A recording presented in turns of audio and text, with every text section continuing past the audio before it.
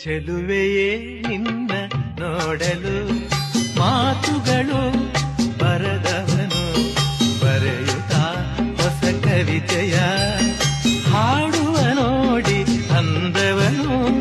ಚೆಲುವೆಯೇ ನಿನ್ನ ನೋಡಲು ಮಾತುಗಳು ಬರದವನು ಬರೆಯುತ್ತಾ ಹೊಸ ಕವಿತೆಯ ಹಾಡುವ ನೋಡಿ ಅಂದವನು.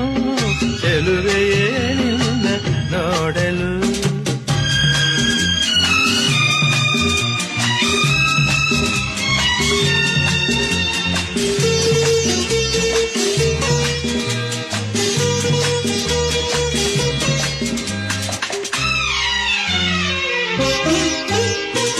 ನೀ ನಗುತ್ತಿರೆ ಹೂವು ಅರಳು